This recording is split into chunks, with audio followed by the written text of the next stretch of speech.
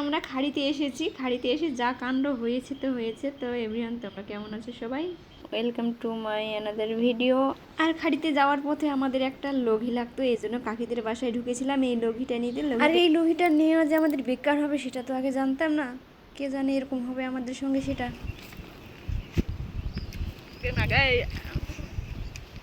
অনেক স্বাদ।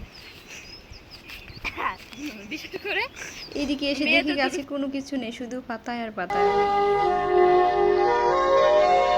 তো গাইস, আমরা যে জন্য এসেছিলাম, হ্যাঁ, বোর খাইতে, বোর পাইনি। এখন একটা বাগান আছে এখানে, ওখানে যাচ্ছি। চাই নিব অবশ্য, চুরি করবো না। আর তোমরা সঙ্গেই থেকো, আমাদের সঙ্গে। অনেক আসতাম খাড়িতে, আর এখন তো আর আসি না। আজকে আসলাম, এসে কিন্তু কপালে কিচ্ছু জুটেনি।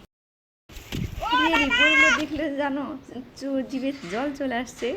মায়েরই কিন্তু গাইস বিষয় হচ্ছে কি জানি, খাইতে পারছি না কেন জানো। 2 দিন আগে নাকি বাগানে বীজ দিয়েছে, তো দাদা আমাদেরকে বারণ করেছে যে তোমরা খেও না, 2 দিন বাদ না হলে খাওয়া যাবে না।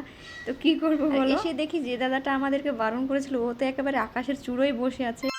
আমার ভাস্তি আবার বলছিল বাবা আকাশের উপরে আবার মানুষ থাকে নাকি, কিচ্ছু পাইনি। অবশেষে খাড়িতে নেমেছি, খাড়িতে নেমে কি ধরেছি দেখো, এগুলো আমাদের হচ্ছে জাতীয় খাবার।